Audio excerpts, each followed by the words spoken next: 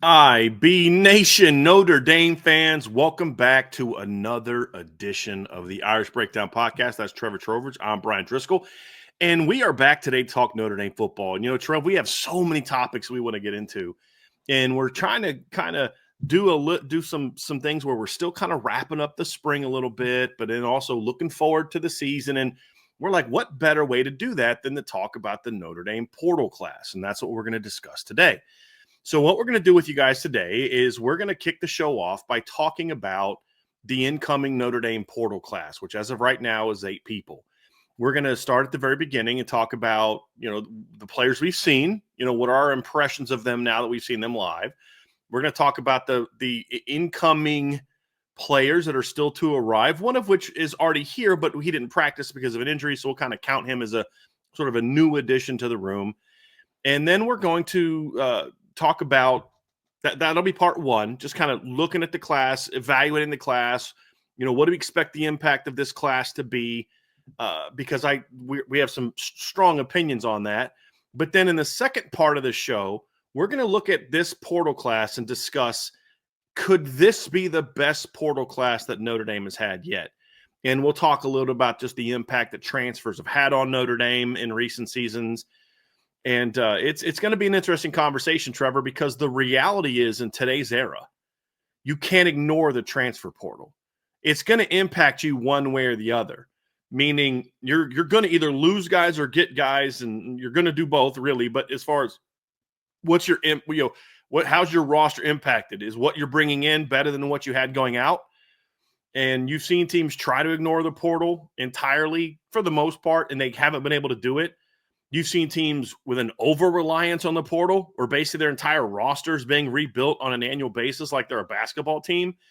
And then you have other teams that are trying to find that happy place, that sweet spot right in between, where they put a value on retention, but also understanding that we've got to be able to look at the portal to either add impact talent where it's needed or to add depth where it's needed.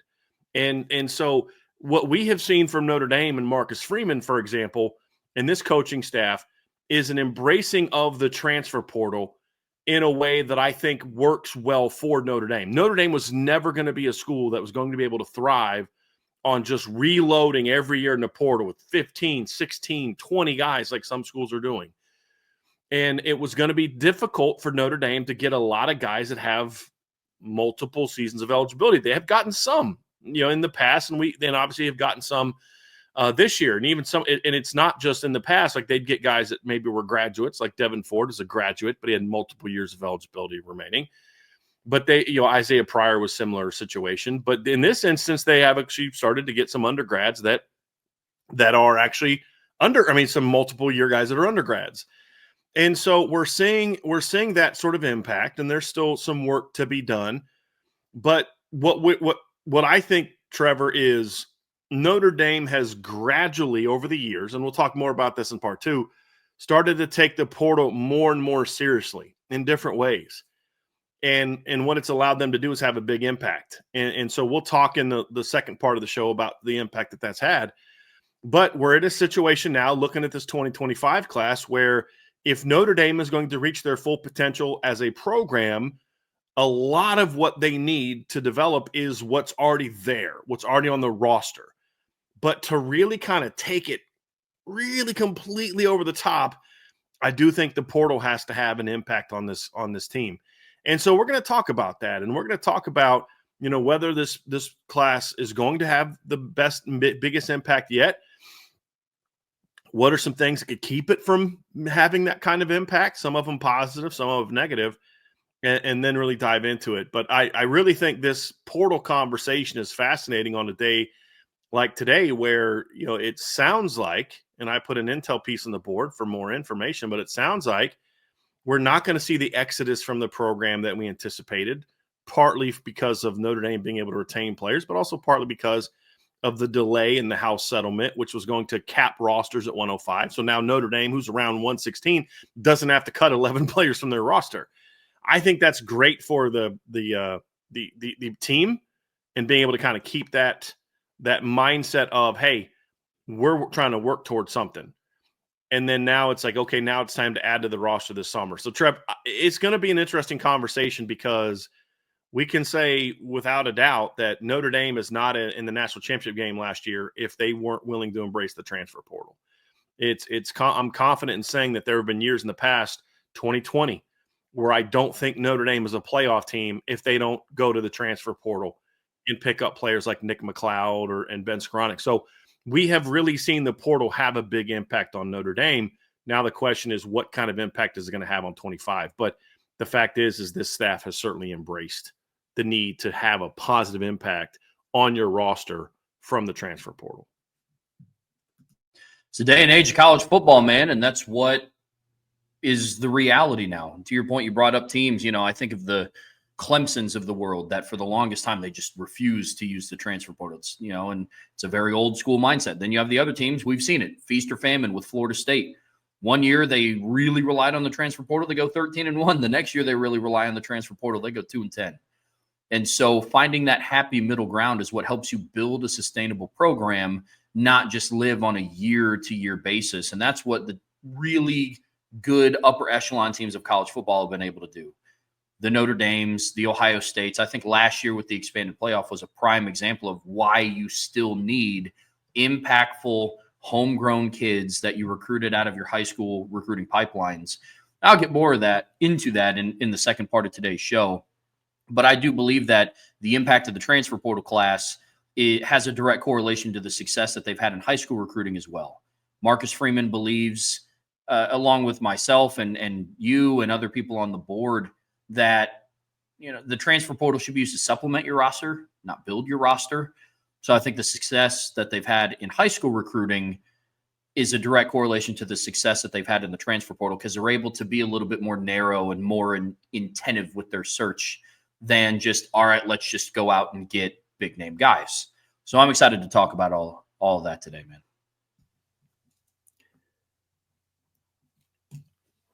Trevor, I think when you look at the championship game from this past season, and I really look at the college football playoff, the Final Four as a whole, Texas is the team that probably had the most portal additions to their team. But even in there, a lot of the players were homegrown. And I count Quinn Ewers as homegrown because he was there for 4 years. Or 3 years. I know he spent his freshman year at Ohio State. That was supposed to be his senior year of high school. He did that to get money. He was developed at Texas. So even though he was a transfer, it's a different type of transfer. It's like Alohi Gilman was a transfer, but I kind of looked at Alohi as like a player that Notre Dame developed. He played 1 year at Navy, and then the rest of his career he played at Notre Dame. But when you look at it, Penn State had some transfer portal pickups, certainly, that helped that football team. But they were primarily a homegrown football team.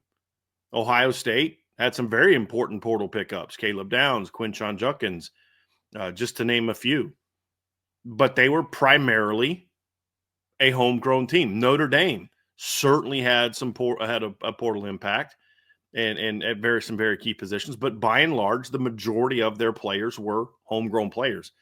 I think that's the sweet spot. It is for teams to be able to still build around high school recruiting and then supplement. And that's the thing, is it's not reloading, not rebuilding, but supplementing your current roster with the transfer portal class. I think that's the way to go. Some teams need to go to the portal heavy early on to rebuild a roster. We've talked about LSU needed to do that. Lincoln Riley kind of chose to do that because he chased a bunch of guys off and then brought a bunch of Oklahoma guys and other people with him. But I think you should be working towards, and I think this is like, for example, I think Brian Kelly's doing this at LSU, had to go to the portal to field a team really in his first couple of years. And he's still going to the portal. They just picked up a D tackle in the portal the other day. But you're seeing them start to, more high school kids, less transfer kids. But they are still in that mode where they're relying more on the portal than a Notre Dame is. But you can at least see that they're working towards not having to rely as much on the portal. You're seeing Georgia do it that way. Ohio State doing it that way. Ohio State's portal class this year, I believe, is much smaller, I believe, than last year's portal class, especially from some of the big name guys. Like, I know they need to go to the portal to get a running back. Not CJ Donaldson is not Quinshon Judkins. It's a little bit different, but you're seeing that. And Texas is still going to it a lot, but that's because Texas has kind of got themselves in this spot where, because they've been so reliant at the portal on certain positions, that it's forcing them to have to now go back in it.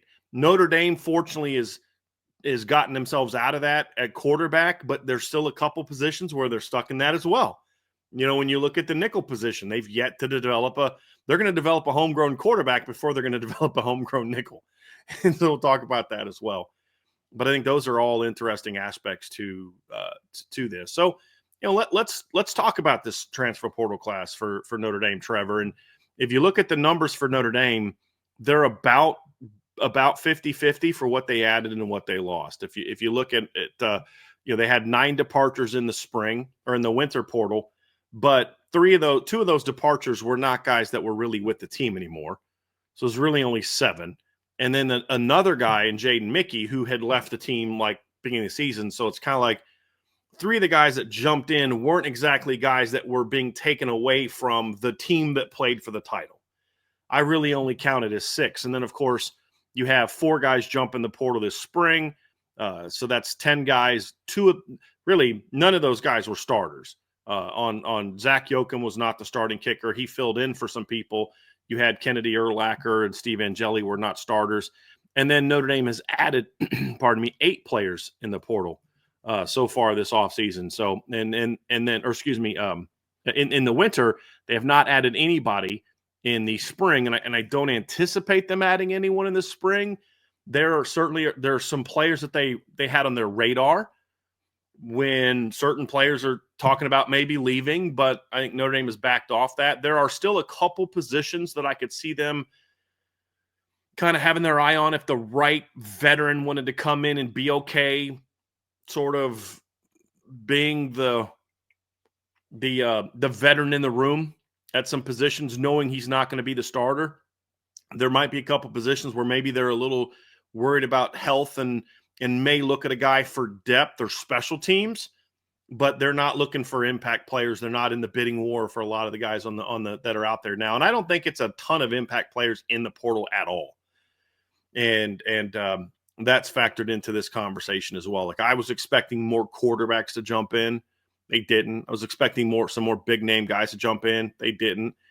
And I think part of that is because a lot of teams are doing what they need to do to keep their talent in-house with paying them the money that they need to pay them. So when I look at this portal class, Trev, obviously things start off with the guys that we've already seen. And I think it's important to kind of talk about them, because now you always say, hey, I think this guy's really good, but I need to see him do it in a Notre Dame uniform. Well, for a few of these guys, we have now seen them in a Notre Dame uniform, Trev. So we have been able to see, for example, Will Pauling to a degree in a Notre Dame uniform. We saw Jared Dawson in a Notre Dame uniform. We saw Elijah Hughes in a Notre Dame uniform. We've seen Devontae Smith in a Notre Dame uniform, and we've seen Noah Burnett in a Notre Dame uniform. So let's talk about kind of our impressions of them. 1 offensive player, 3 special teams, or 3 defensive players and 1 special teams player. And I want to start off with Will Pauling, Trev, because I know this. You have a very interesting take on Will Pauling, which I want to start off with him, because obviously we know what Will Pauling came here to do. He's obviously a player that came from Wisconsin via Cincinnati. We know the background there. Obviously played for Mike Brown for all but 1 year of his career in college. This past season only caught 42 passes for only 407 yards, averaged 9.7 yards per catch and 3 touchdowns in a year where he missed 2 games. Actually missed 2 games because Wisconsin didn't go to a bowl game. Year before at Wisconsin, he was banged up a lot. Year before at Wisconsin, better quarterback situation. He caught 74 passes for 837 yards, 11.3 per catch, 6 touchdowns, had 8 catches for 143 yards and 2 touchdowns in a bowl loss to LSU. Also had 4 catches for 51 yards and a touchdown in the loss to Ohio State. Had 7 catches for 95 yards and a touchdown against Illinois.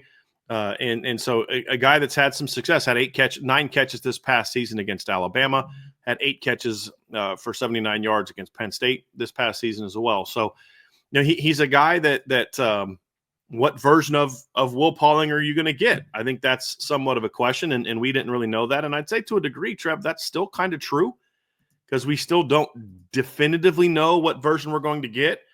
But late in the spring, we started to get a little bit of a glimpse of that. And I know that is something that I know had an impact on you.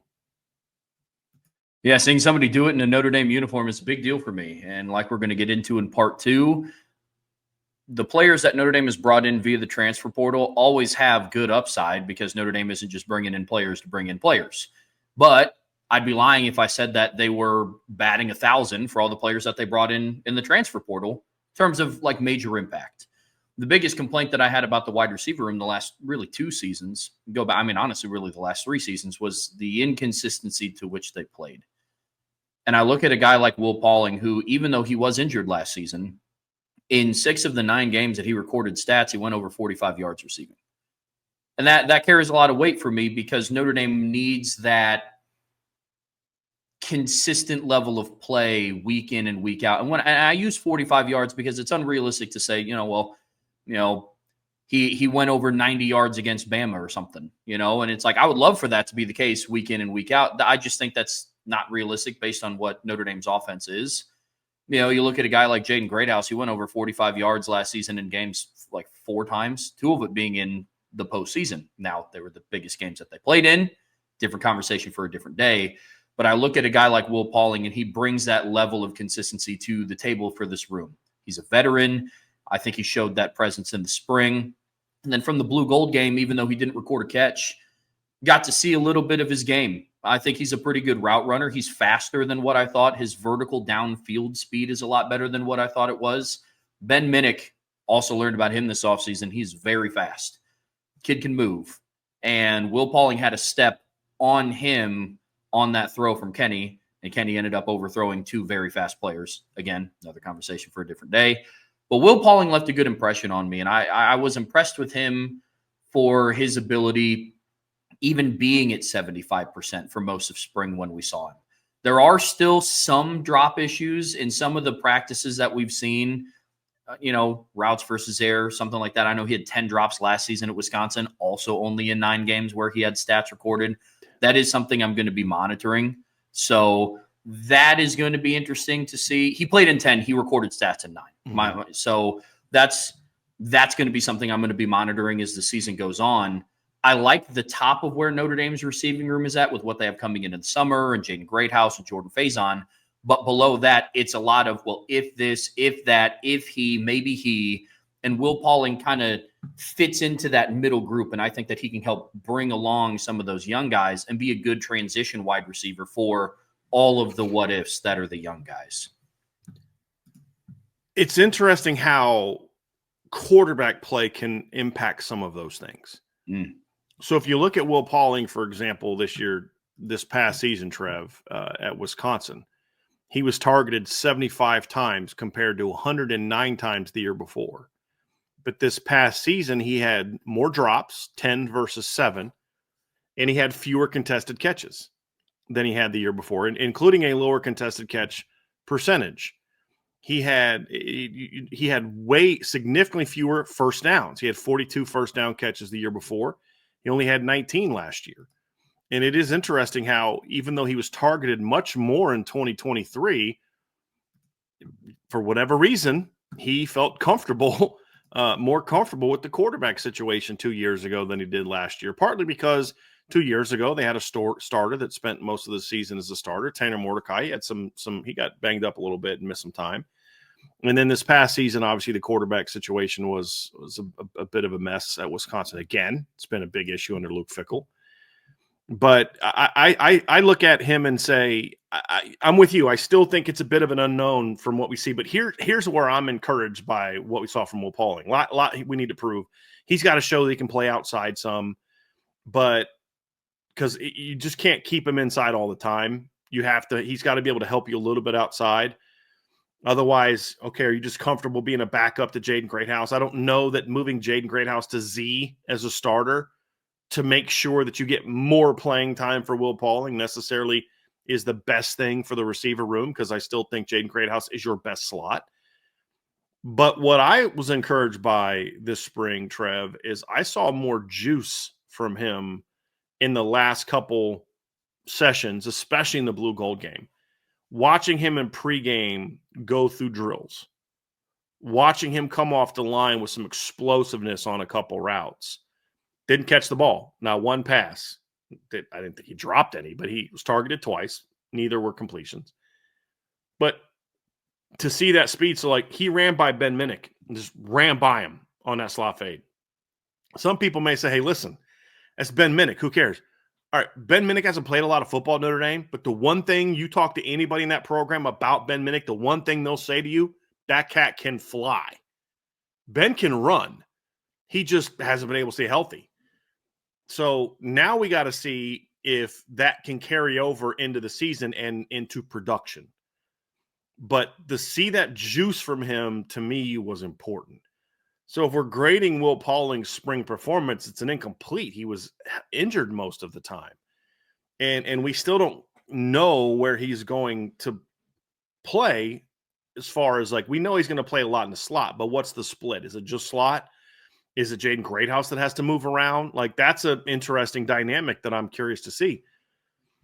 But I'm more confident saying this now than I was when they got him. Will Pauling adds juice and playmaking ability to your receiving core. That I have no more doubt about, just to see that kind of speed. Because you're like, okay, now what he saw against LSU, that wasn't just because LSU has a bad secondary. I've seen it with my own eyes that he can run by people. And that was an encouraging thing for me. So, now we have to see if he can build on that in the fall.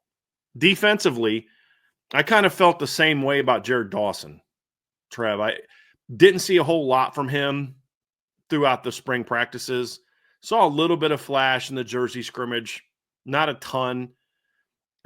Didn't see him do much during the individual practices because, again, the D-line wasn't doing a lot of full speed stuff. So when we say didn't see a lot, it's not like we saw it and we didn't see nothing. Like, that's not good. It's we literally didn't get a chance to see them do much during the spring.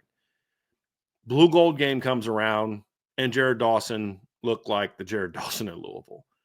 And that was a good sign. I think Jared Dawson is one of the biggest enigmas in his class because there's film on him at Louisville where you're like, that's a dude.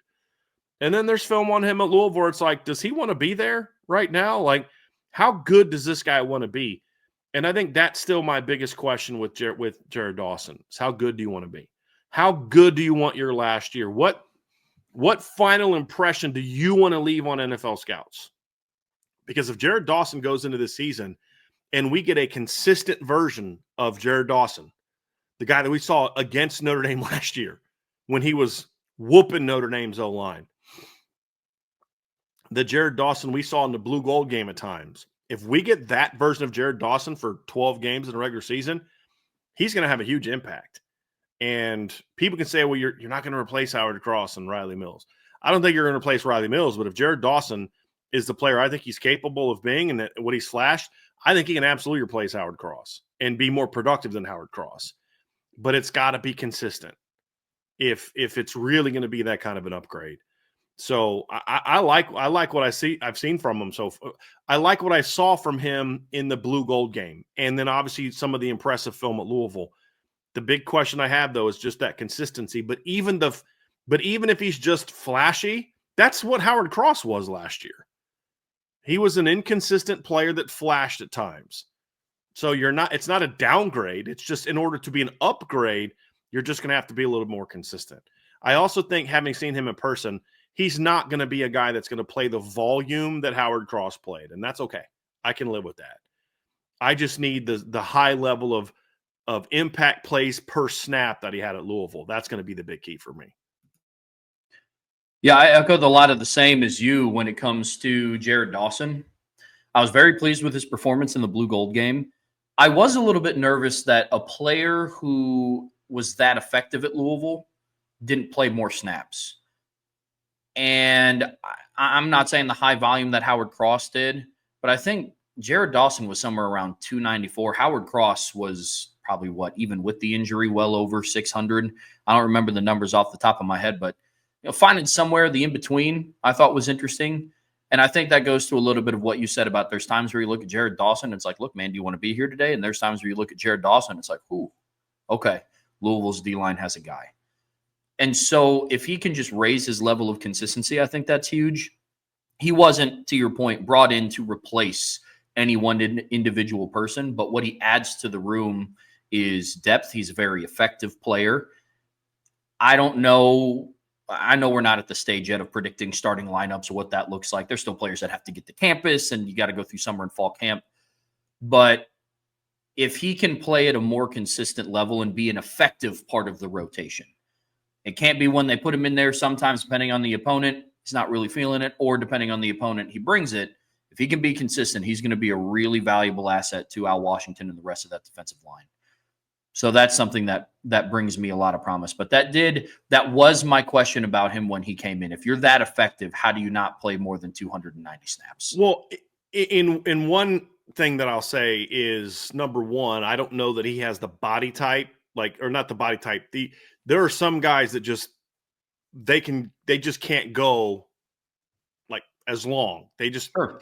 I'm trying to think. There was a D lineman like that recently who just once that guy got past 20, he just, and some guys are just those type of players. The other thing is they were very deep at D tackle the last couple of years. That's the other thing is they didn't have to play a lot of guys differently. But I also think that's part of it, though, Trev, is to your point, is did they always feel like they were going to be able to consistently get the most out of him?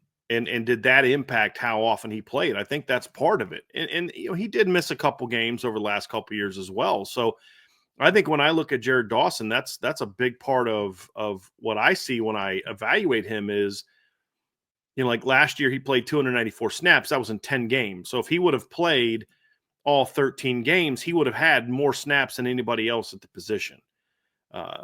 But they had 1, 2, 3 guys over 300 snaps, another guy at 298, and then Jared Dawson's at 294. So they played a lot of guys. They got Thor Griffith in the portal last year from Harvard. So that's the other thing is they just chose to go with the committee approach, which last year, I don't know that that's good for Notre Dame. I honestly, if he could only go 25 snaps a game, and that last year would have been a problem.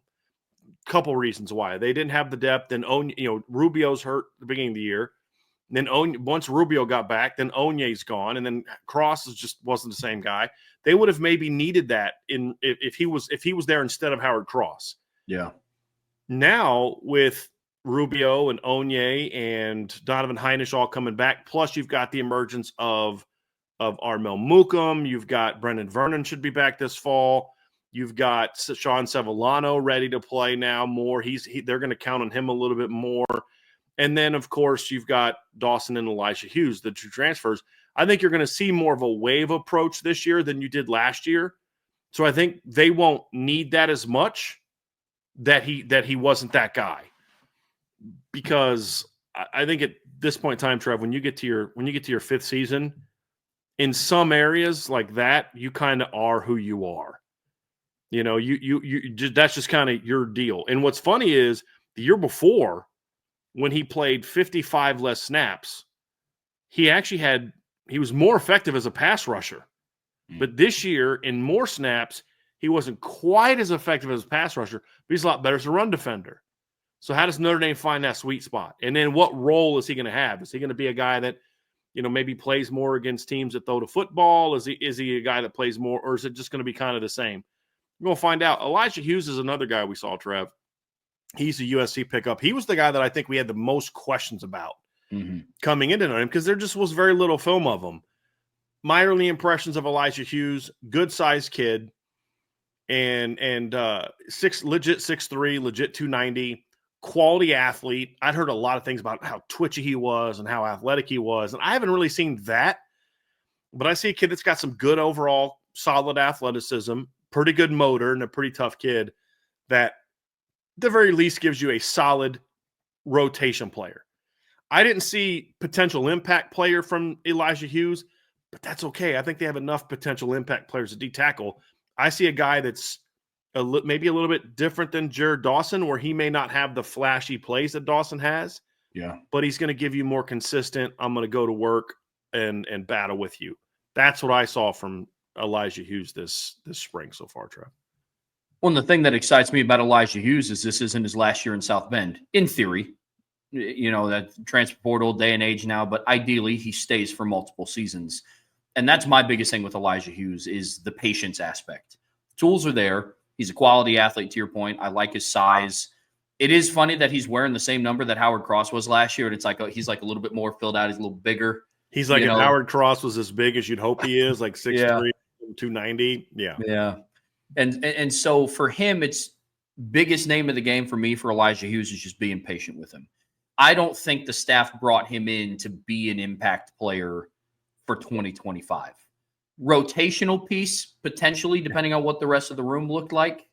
But I don't think they looked at Elijah Hughes and like, dude, I think we just got our starting three technique. I think it was like there was one coach who thought that, but he doesn't coach on defense. Fair enough. I'll just leave it at that. Fair enough. And it's not the head coach either. I'll just leave it at that.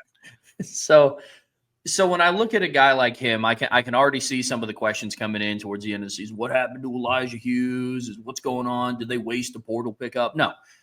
I like what he brings to the table. I think he's going to be a rotational guy. I don't think he's going to be a strong impact guy, but I like the tools that I saw from him. He does have a quick first step. I don't know if it's as fast as advertised. I'm not saying that it's not. I just haven't seen it, because for a lot of the reasons like what Bryan talked about, there were moments in practice where we physically could not see the defensive line. Mm-hmm. And so, or if we could, they were doing things like I could see them a little bit more than you could because I was down in the field doing video. Yeah. But they were just going through sleds. They were outside on the sleds. You're not going to learn a lot about a guy's, you can see some things about, he comes off, he's got some pop, but we're not seeing like that long, you can see the initial burst, but we're not seeing that long range athleticism, the playmaking ability, block destruction, all that kind of stuff. We can't see that stuff. The thing that does make me excited, though, about him is at USC, he played both on the interior and on the edge of the line. And we saw a little snippet in the blue gold game of them playing a little bit of an odd front. I don't know if that's here to stay. That could have been because they were just really, really light at defensive end. Logan Thomas was out. Obviously, Boubacar and Jordan Patello were out. And then we didn't see Junior Tuihalamaka or Josh Burnham. So could have just been something that they were trying. But they have an asset in Elijah Hughes that has that ability. We've seen him do it in games. That's where he got a sack against Nebraska, I believe. I think he was lined up on the edge. And so that's just another dynamic that he brings to the room. The defensive line, more specifically the interior, they're starting to diversify the talent that they have in that room. And I think Elijah Hughes adds to that mix. Final piece of the spring puzzles, Noah Burnett, kicker from North Carolina. And I can say it now because we weren't really allowed to address certain things from the spring. But now that you've seen it in the blue gold game, we can kind of follow up with what you saw in the blue gold game is what we've seen in practice. When he nails it, it's pretty good. When he doesn't nail it, it's not close. I mean, we saw a couple of those like whoa, what was that? And Vince is about to lose it because he's like, Vince looks at that stuff a little bit differently than we do. But I'm concerned about field goal kicking right now for Notre Dame. I am. Noah Burnett's had one solid year, one really good year, another kind of okay solid year. What is Notre Dame going to get? I don't know. And then the fact that I think he said or somebody said like they're tinkering with his – I don't understand why. Because whatever you're tinkering with, it hasn't worked because he looks worse than he did when he was in North Carolina. So you better figure it out real quick because I don't have a ton of confidence right now in Notre Dame. I feel a lot like we did with Spencer Schrader, but without the strong leg. Yeah. Like with Spencer Schrader, like it almost is like if he was over 50, you're like, he's good. We got this. Don't worry about it. It's like, if you're trying to go for a game winner, it's third down and you're in 42-yard field goal range. You're almost like, dude, take a sack. You know what I mean? Like take a big sack, like maybe 10-yard sack and let him kick from 52 because he's got a better shot at nailing that than one from 40. It just without that big, strong leg, you just don't know what you're going to get. I'll be honest, Trev, I'm a little bit nervous about field goal kicking right now. Now, we haven't seen Eric Schmidt, the freshman stud, but the hope was that he wasn't going to have to do that as a freshman. Yeah. So whatever they're working with Noah Burnett, I have one bit of advice for him and Marty Biaggi. Figure it out because what we saw this spring was very concerning. It'd be one thing. It was like one practice. We saw it at a practice. We saw it at the Jersey scrimmage. We saw it in the blue gold game. It ain't good. Yeah. I mean, current state, I think that opens the door for Eric Schmidt to, if he comes in and he's more consistent, Who knows what that looks like? I'm with you. Yeah. I would have liked him to handle more kickoff duties during his freshman year. That's kind of why you brought in a transfer portal kid to be your place kicker for the third year in a row. But as of right now, at this point, I think it's kind of up for debate. Now, there are practices that we hadn't seen, but to your point, Brian, we saw it in multiple practices. And so we'll see, but it's got to get figured out. Yeah. Got to get figured out. Yeah, no doubt. So, Trev, that's part one of today's portal show. Any final thoughts about it? Just kind of overall, I will say this. Actually, no, there's one guy we forgot to talk about. One really good player we forgot to talk about. And I don't know why I keep forgetting about him. Devontae Smith. Of all the portal additions, this is the one I am most encouraged by from what we saw this spring. Like, look, I like the Devontae Smith pickup. We talked about it. I liked the film at Alabama. I didn't think they always used him great, but like the Georgia game, he gets beat first play of the game on, I think it was a slant for 15 yards, and then after that locks the Georgia slots down. He was a pretty good player at Bama when they used him effectively. Comes to Notre Dame. We understand the reasons why. Actually kind of respect the reasons why. Wants to get closer to home. Wants to be closer to his child, all these type of things, wants to get a degree, master's degree from Notre Dame. And you're like, okay, he's got one final shot to make an impact in college, but also to show the NFL something. I'm like, how's he going to be? I mean, you think, oh, he's from Bama. Everybody gets all excited about a guy from Bama, blah, blah, Bama. Okay, whatever. And I almost kind of have like a natural like pushback because I just don't want to jump into the Bama hype. But then I see him in really the first practice, from the first practice on, because we do see, like, they do a lot of different things with the DBs in pre-practice, like a lot of movement, a lot of flipping your hips, a lot of working on positioning and hand placement and like staying on top of a guy when you stay on top, being underneath the guy when you need to be underneath, working on the footwork and the transitions. Like Mike Mickens does about as much footwork work as anybody on the staff. Him and Mike Brown both really amongst the skill players. And it was really I was really impressed with what I saw from Devontae Smith athletically. He was a better athlete in person than what I thought he was going to be. He was a good athlete on film, don't get me wrong, but he's a little bit twitchier than I thought. But the bigger thing is he's a lot stronger than I thought he was going to be. Like, there's a couple times, like you guys saw it in the blue gold game, where he kind of muscles Jaden Greathouse out of bounds. Jaden Greathouse is strong. So to muscle him out of bounds, you've got to have some strength. And that wasn't the only time we saw that from him against guys in the spring. They kind of limited his overall work, which is fine. But, Trev, I got to tell you, man, what I saw from Devontae Smith in the spring, I said off film, I thought he could maybe be the best nickel they've landed so far. I don't have a doubt about it now. I think Thomas Harper was the best one so far. With all due respect to Jordan Clark, had a really nice year for Notre Dame last year. But Thomas Harper, I thought overall was just a more impactful player. I think Devontae Smith has a chance to be the best nickel they've had so far, especially from the portal guys. So he's the one guy that I'm even most encouraged by, having seen him in person, seen him at practice, seen him in the blue gold game, he actually didn't play in the Jersey scrimmage. But man, I was really impressed with what we saw from Devontae Smith this spring. Like, even more excited about the pickup now than I was when they first got him. Yeah, when you go and look at the transfers that were active participants in the spring, he was the only starter on offense and defense that played all 12 games last year. And I think that showed with Devontae Smith. I think it showed that he was very comfortable with what he was doing. Will Pauling was injured last season. He didn't play the full 12 games, and then he came in and had some stuff cleaned up and was 75%. Jared Dawson, he was a rotational guy. Elijah Hughes, same thing. So for me, Devontae Smith just looked like the starter. And I mentioned this in a couple of different shows, but the coaching staff treated him like how they treated their own returning starters. They held him out of things, not due to health, but just, hey, look, workload management. We're treating you like a proven player. And that gave me a lot of confidence as well. Some position coaches may be up for debate if they had a transfer and they were holding him out like a proven player. At this point, I'm kind of in the, look, Coach Mickens, that's your judgment call. I'm kind of on board with you. And so, for me, I'm really excited to see what Devontae Smith continues to do. Another promising thing for me is Ben Minnick took a lot of reps at nickel in the spring practices, and Devontae Smith was also very attentive with him, helping him learn some different things, help learn the technique. And I'm sure that was also that same sentiment was passed on to Carson Hobbs, because the development that Carson Hobbs had at nickel in just a week, from what we saw in the Jersey scrimmage to what we saw in the blue gold game, there was an improvement there as well. And so I'm happy he's in the room. For me, if we're kind of ranking these, I walk away with him being probably the most impactful spring transfer that we got to see so far. And I'm really excited about that. I agree. I'd say him 1, probably Jared Dawson 2, Will Pauling 3. And I think Will Pauling could go up.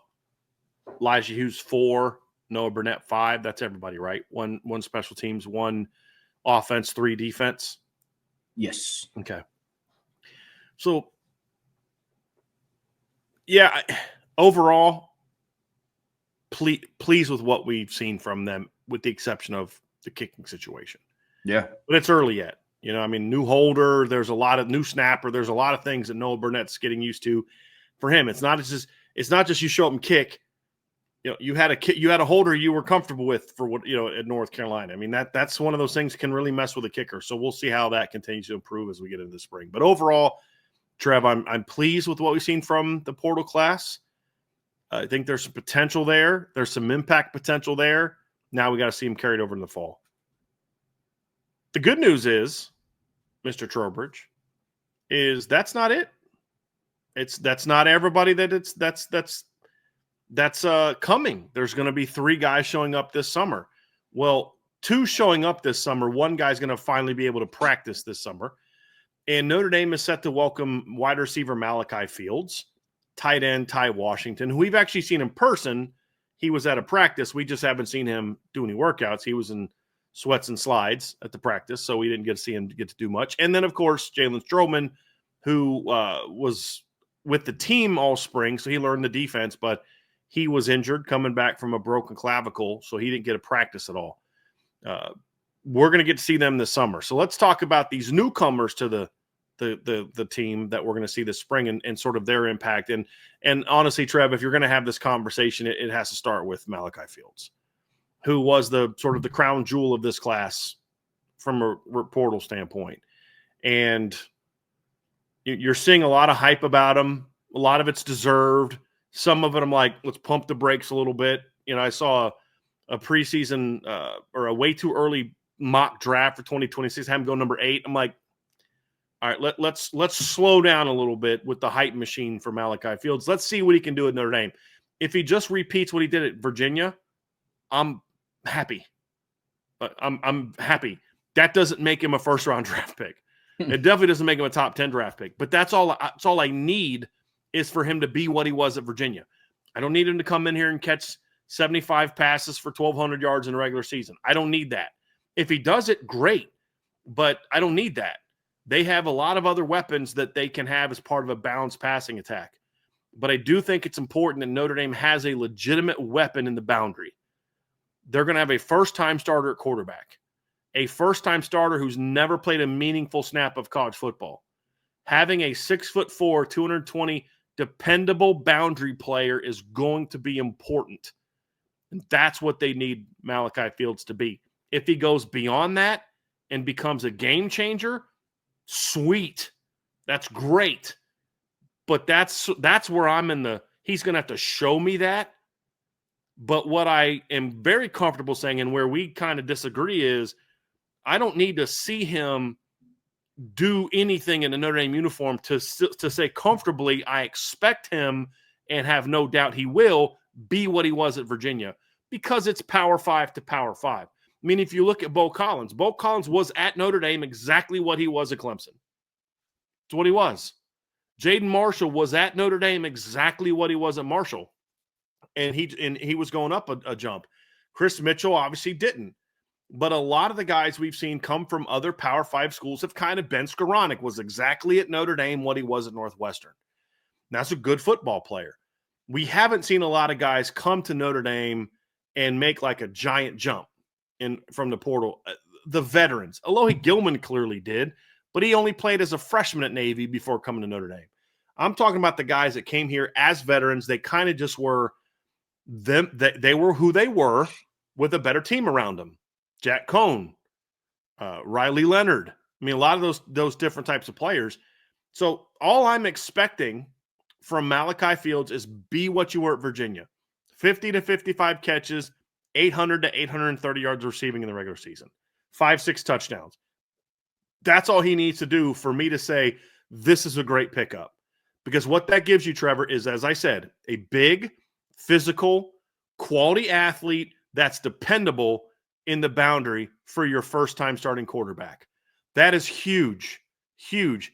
The difference for Malachi Fields at Notre Dame compared to what he was last year at Virginia is you give him that, and he's going to – I mean, if he does that, you're going to have a lot more production around him.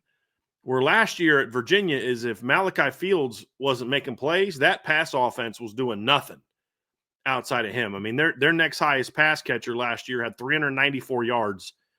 Their next highest pass catcher had 221. They had 3 total receivers with over 200 yards receiving. 221, 394, and then Malachi at 808. Year before, they had Malik Washington who went over 1,400. But a little bit of a different deal last year when he was kind of the guy because he was the complement to Malachi Fields in 2022. He didn't have, or 2023, he didn't have that for himself in 2024. All I need to see from him, Trev, is repeat what you were the last 2 years of Virginia. If he does that, that's a big win for Notre Dame. Anything beyond that's kind of gravy for me. And so we're going to find out if he can do that. I expect that he will.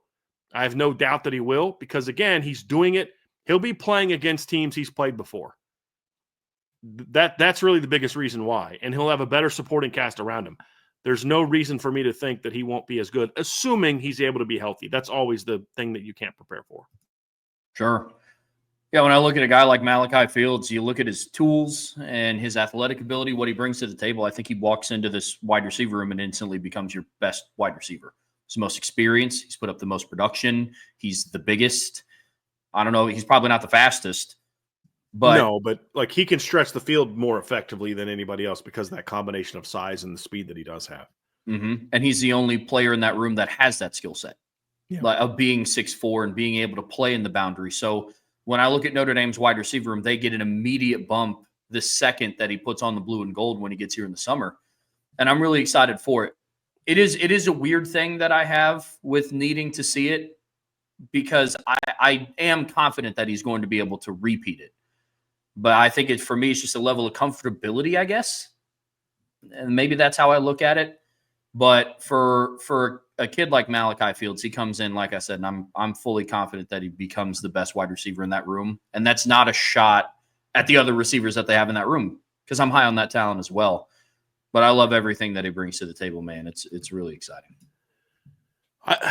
Honestly, of all the transfer guys, everyone else, I think they could be fine if they don't play. I think Devontae Smith is probably a guy where I'm not sure you're going to be as good at nickel if you don't have him this year. That'd be my other one. Maybe Jared Dawson because he's more of a pass rusher and not a lot of the other guys at the position are proven pass rushers. Those two guys, obviously, if you don't have them, if they go down, don't play as well, it's going to impact you, but not as much as if Malachi Fields goes down or isn't the player that we hope that he could be. He is the biggest need pickup as well as arguably the best player. I think he's the best player they picked up, but is also the biggest need because you said it, Trev. They don't have anybody else like him at that position. I mean, Micah Gilbert at 6'2", 205 is your next biggest wide receiver. And he's got 0 career catches. Like, you need Malachi Fields to be what we all hope that he can be. You need him to be healthy and you need him to produce like you did at Virginia. I don't need him to play above and beyond that. If he does, like I said, if he's like at 65 catches, 65 catches in the regular season, 1,000 yards or around, I mean, then holy moly, that means Notre Dame's really good. But what he didn't have in Virginia last year was an Eli Raridan. He didn't have a Jaden Greathouse. He didn't have a Will Pauling. He didn't have a Jordan Faison. He didn't have a Jeremiah Love coming out of the backfield, with all due respect to Xavier Brown. and Kobe Pace. Like he doesn't have to be that guy for Notre Dame. Like every game where if I don't play well, we're screwed. But if he does play well, then this team is going to be really hard to beat. And so that's kind of where we are. Malachi Fields, they really need him, really need him to step up and be that guy. Well, and with all due respect to the other transfers that they brought in, he's the one that can single-handedly impact one side of the ball. Yeah, I'm really high on Devontae Smith, like we just got done talking about. I'm excited to see what Jared Dawson does in the season. But if they didn't have those two guys, my takeaway wouldn't be, well, let's hope the defense is still good, because I think that they would be. Or at least, you look at Devontae Smith, it's like, man, I hope the secondary can remain at an elite level, because I have a question at nickel. Whereas I look at the offense and it's like, without Malachi Fields, I don't know what the passing attack looks like. Because to your point, their next biggest receiver is Micah Gilbert, who is coming off of an injury from the spring and has 0 career catches. And he's played like 37 snaps in his entire collegiate career. So that's a question mark. But now that they have him, I think he has the opportunity to be as impactful as any transfer outside of quarterback that they've gotten. Yes. I mean, you could make a case that his impact, if he's able to produce at the level he did the last 2 years, you could argue that his impact will be as it will have as big of an impact on this offense as what Riley Leonard had on last year's offense. In this regard, if you take Riley off last year's offense, they're not the team that they were. They're not making a deep run. I don't know that you can say quite the same about Malachi, because he's not a quarterback. But so from a negative standpoint, I think Notre Dame can still go play for a championship without Malachi Fields. It's just going to be playing well. It's just going to be tougher. With Riley, it just wasn't happening. I'm more looking at it from the positive aspect of, by inserting him, if he does play his game, he elevates you in a way that nobody else on that roster could. And that's where I'm coming, because it's impossible to take the negative effect when you're talking about a receiver versus a quarterback. But the positive effect, I think you can somewhat mirror, in that he takes you over the top of what otherwise was going to be a pretty decent unit. So as best as you can compare a quarterback to a skill player, I think Malachi can have that similar type of impact. Whereas if we get the best version of Will Pauling, that's awesome. Love it. It'll have an impact. But it doesn't elevate the rest of the offense the same way that Malachi having a strong season does.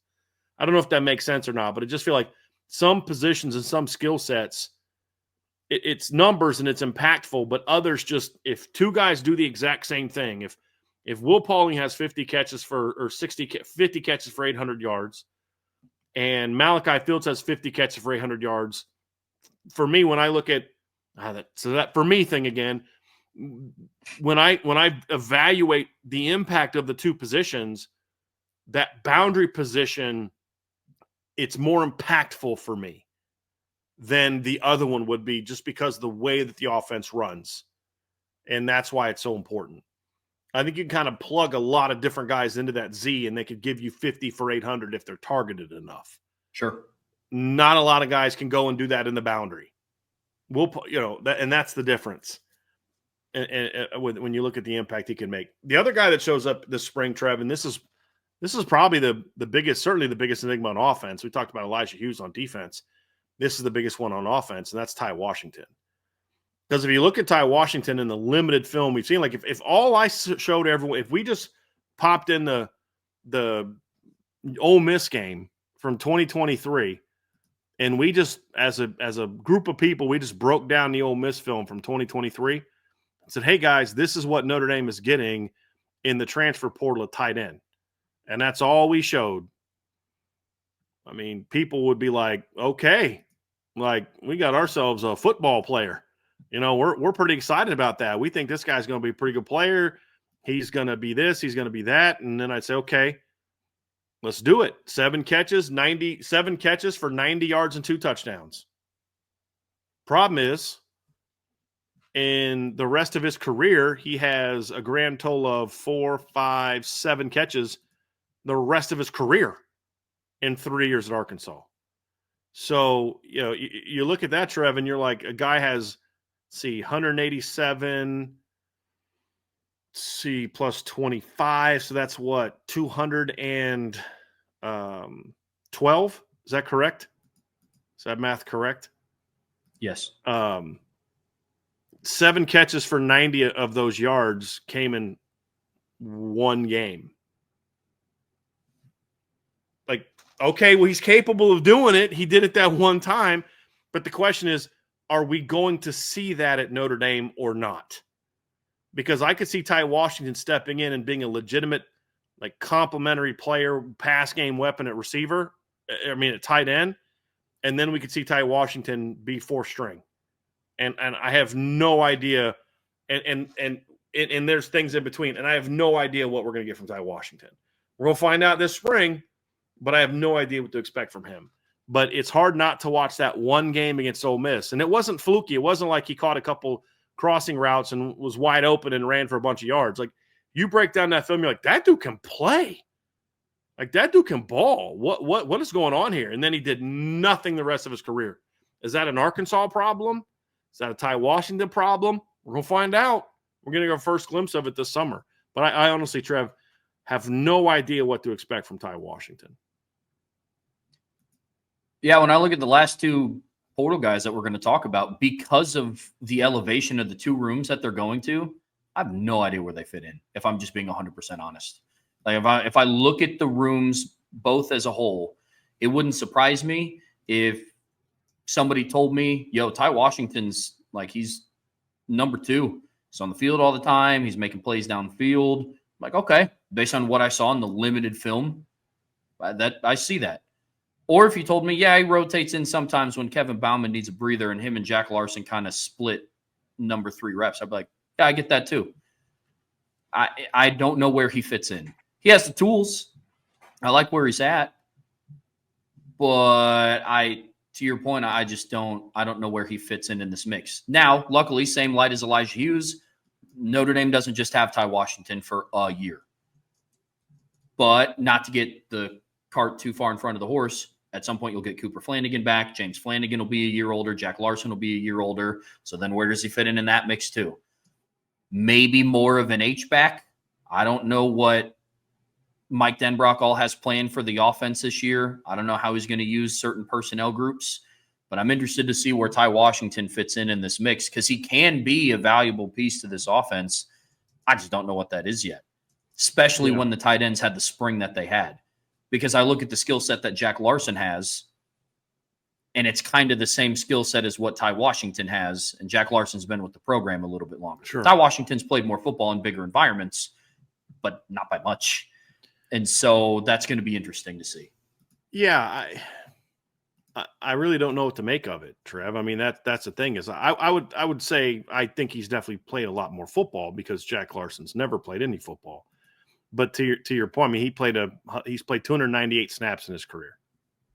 That's one good season of being a good backup. Mm-hmm. And is he going to be able to step in and say, okay, now that I'm at Notre Dame, I'm going to be able to step in and provide all of that in one season?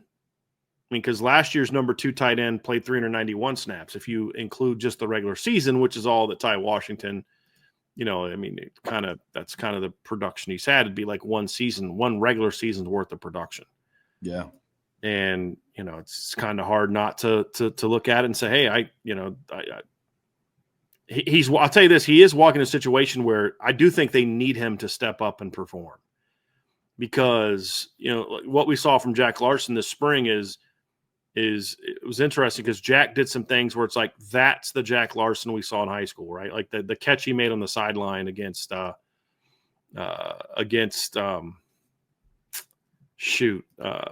CJ Carr pass. Don Schuler. Right. Don Schuler. There you go.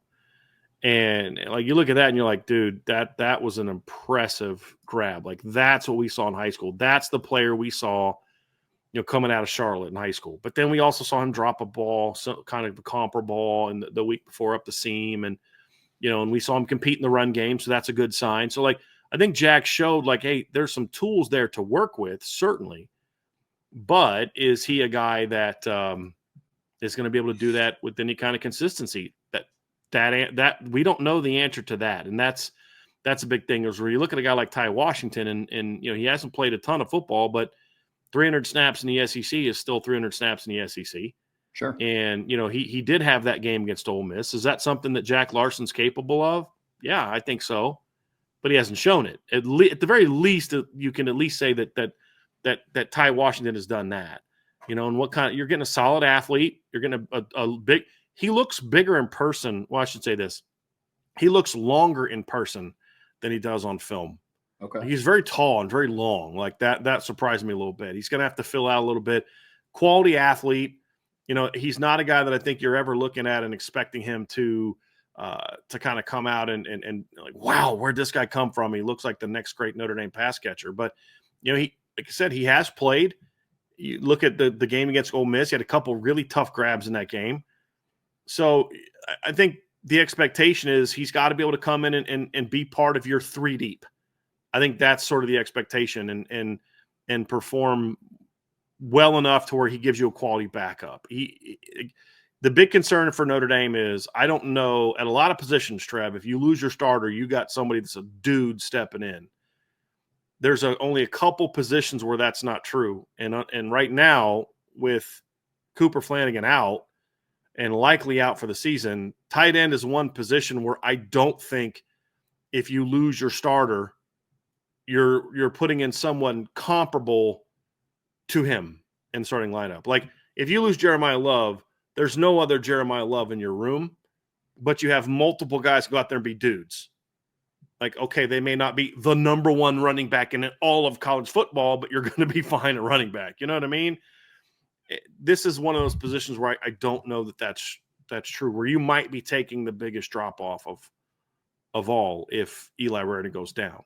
If Ty Washington can step up and maybe give you some of, like if that Ole Miss game can be something he can do with some level of consistency, then you at least have a quality, experienced depth player to rely on, and that would be important. And then you wouldn't have to ask Jack Larson to go from, to your point, like Jack can do all those things. He's got the skills to do all those things, but you're asking a guy who's never done it to step into a pretty important role as the guy in the pass game. Or at least now, if Ty Washington's a solid player for you, at least have a couple guys that can kind of split that role. Yeah. And that's why I think they do need him to kind of step up and be able to help you out and be able to perform for you, because they just don't have a lot of proven players that position that you can say I can count on. I'd love it if Kevin Bauman could play 16 games for Notre Dame this year. Would love it. But I'm not building my entire depth chart around the expectation that he's going to be able to do it. I'm going to make sure that I'm protected in case he can't make it through an entire season, because he hasn't really shown that he can do that. And that's kind of my takeaway on that. Well, I'll have an article coming out over the next couple of days about the tight end position heading into the summer. And this room has probably the most variance on the team if we fast forward to, say, January 2026 and we look back. And it could either be a really impactful group, or it could be, they were just decimated by injuries, because they are 2 injuries away. The way I look at it right now, I don't know what the pecking order is in that room, but based on the blue gold game and what we saw in spring practice, I would have to imagine that it's Eli Raridon 1, Kevin Bauman 2. And the health of the state of your tight end room right now is kind of reliant on 2 players with significant injury history. One more so than the other, but yes. And you look at it and it's like, okay, well, if they're not able to make it healthy through a season, your tight end room is now an Arkansas transfer with limited production, a true freshman, and a redshirt freshman with 0 production. Mm-hmm. And that's a very precarious spot to be in. But if it pans out, it's a very good tight end room. So, yes. If that freshman from North Carolina, redshirt freshman from North Carolina, is the player that I graded him out to be out of high school, then he's a good football player. If that freshman from Wisconsin, James Flanagan, is what we hope he can be, which is that of, like, I grade him as a top 100 player, and Ty Washington can kind of somewhat be what he was against Missouri, Ole Miss, and Alabama, because he also had a 24 catch against Alabama right after he had the Ole Miss game, then you're like, okay, you're still good at tight end. You don't have Eli Raritan, but you're still good there. But that's a lot of what ifs from Trev, from three guys that have a combined. What did Jack play this year? I think Jack Larson played a couple. He played 7 snaps. So you're talking about 3 guys that have a combined 305 career snaps, and 298 of those were from one dude. So, yeah, and it's going to be interesting to see. The good news is that if that is eventually your tight end room, because that may be your tight end 2 deep in 2026. Yeah, because Raritan's done, and obviously Kevin Bauman's done. We don't know how Cooper Flanagan's going to be coming back from an Achilles, because that's, you never know. But there's a chance that Ty Washington, Jack Larson, and James Flanagan in some capacity are going to be your group. So you're going to need those guys to all step up. There's no doubt. And hopefully Ty Washington can be that guy. If not, then maybe you go back to the portal again for a tight end next year. And next year, I think they'd have a better shot at landing one of the top guys. Like, they reached out to some of the top guys this year, but they weren't willing to commit to them being like, you're not going to come here and be the guy here. You're going to have to compete with number 9. And Notre Dame has very high hopes for Eli Raritan, so they weren't going to promise Max Clare or any of those other tight ends, you're going to come here and be the guy. Because with all due respect, those guys are more proven than Eli Raritan, but I don't think any of them are more physically God gifts, like natural tools. They're not better than he is. So you have to take the risk of, do we take the more proven player or the guy with the higher ceiling? And Notre Dame went with the higher ceiling guy, partly because he's theirs. Yeah. They already have him. They want to be loyal to him and build around him, but he's got the upside and the tools. And so when they were in their conversations with other tight ends, they weren't going to say, you're going to come here and be the dude. You're going to be one of. And I respect the fact they were honest about that, but it did put you in a little bit of a precarious position. So it's going to be interesting. If Ty Washington just being a good, solid rotation player is all they really need right now, just be a good, solid rotation player, move the chains, block, and that's it, then they'll be okay. And then now Jack Larson has another year to groom and develop, and he may play this year, but you won't need him to be – like right now you need Jack Larson to be your 3. And you're an injury away from him being your 2. If he is that in the fall, you want it to be because he earned it, not because you're injured and your transfer didn't do anything. That's going to be the interesting part to this. So it's a very interesting one. And then the final pick, Trev, is Jalen Stroman. Obviously, we saw Jalen at practice standing around because he was injured. But he arrives. And we go into the summer with a whole different view of the safety room than we did going into the spring, which means you have going to the spring or in the summer with a whole different view of what the expectations and needs are from Jalen Stroman than we did going into spring practice. Yeah, when you rewind and I'm sure listen to some of the shows that we did end of February, early March, talking about how Jalen Stroman enters this room as the probable starter alongside of Don Schuler with a lot of young talent ready to rotate in. Now, after the spring that Luke Talich had, that Jadon Blair had, that Tate Johnson had, that's why I said earlier, it's going to be interesting to see where he fits in, because that safety room took a big jump from the start of spring to where they are now.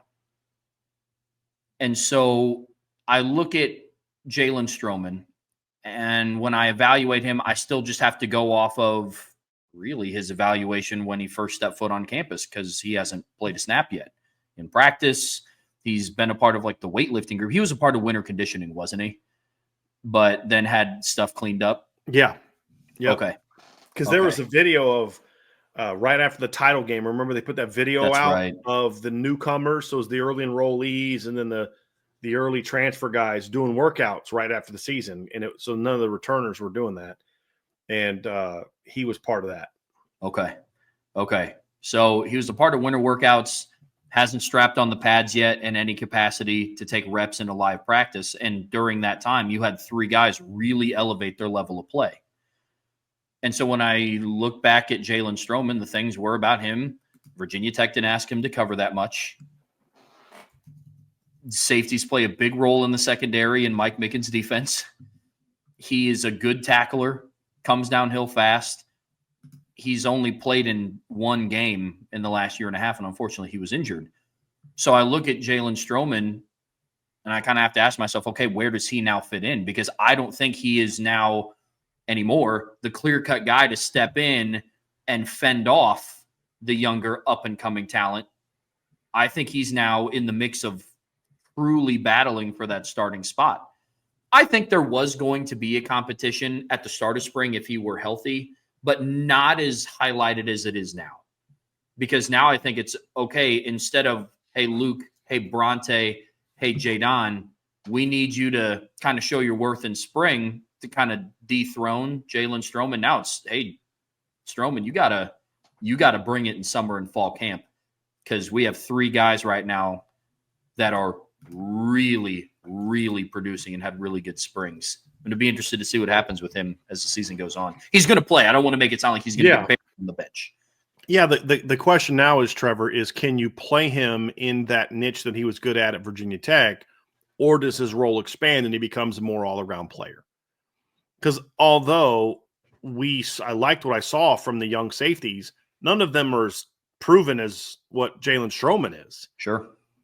The issue is that Jalen Stroman is not overly proven in the areas where you're going to ask him to play more at Notre Dame. Now, if Notre Dame's defense is a little bit more zone-oriented, a little bit more, okay, one of those safeties is going to kind of come at, be it like an alley player a lot more, then that fits right into his wheelhouse. And so I'm very curious to see, again, the evolution of the coverage schemes and how it affects the safeties, because that's going to determine how well Jalen Stroman fits.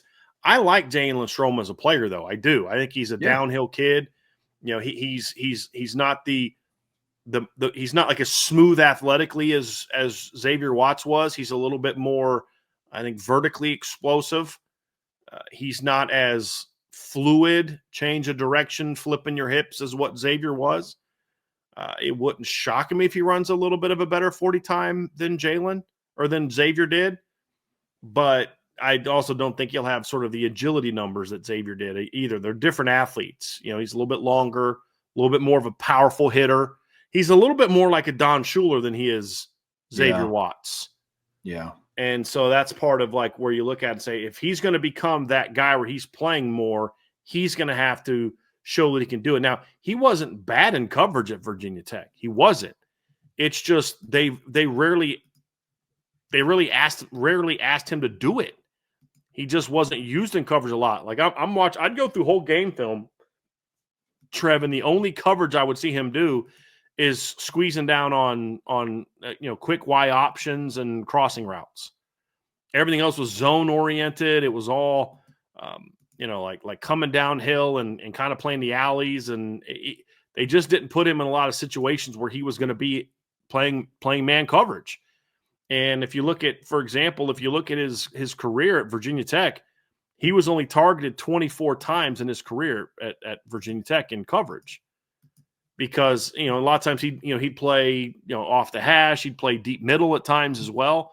They just didn't put him in a lot of situations where he was in coverage a whole lot, and he didn't give up a whole lot of yards when he was targeted. Where if you look at, for example, Xavier Watts this past season, and you look at how many times he was targeted this season. 32 times this season. And that's more than what Jalen Stroman was targeted in his entire career at Virginia Tech.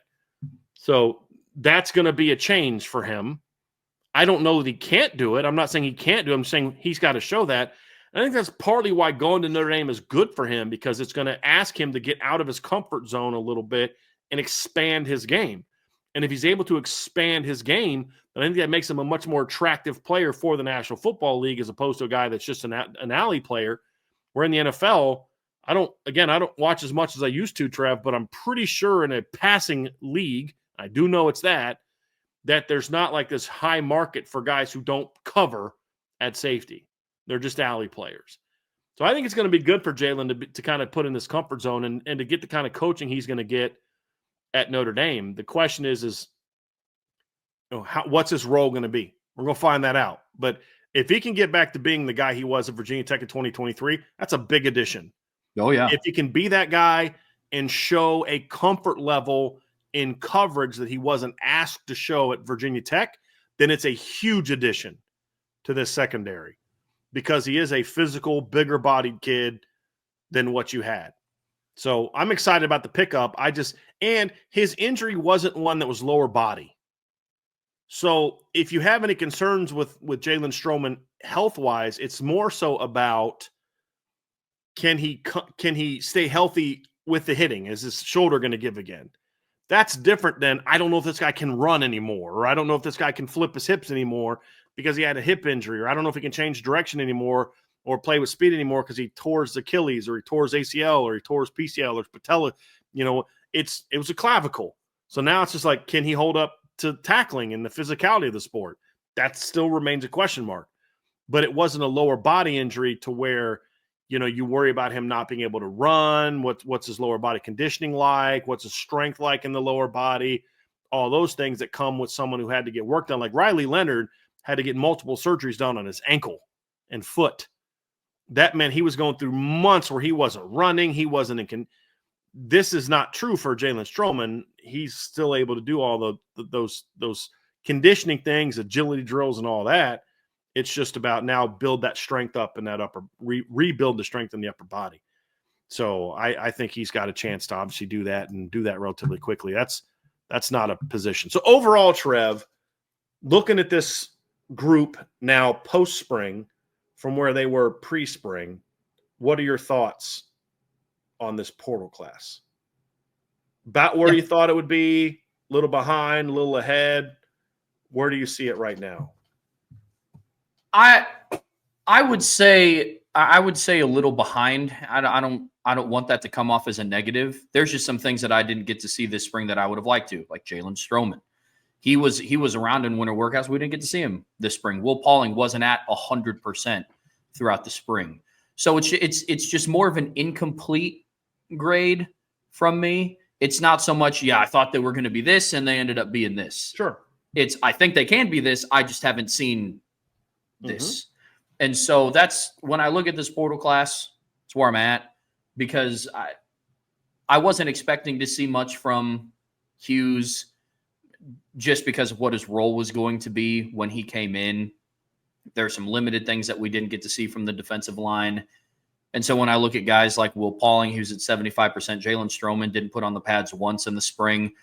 So as of today, it's incomplete for me, but the potential is really high for what it can be. And so that's when I look at this transfer portal class, that's kind of how I evaluate it.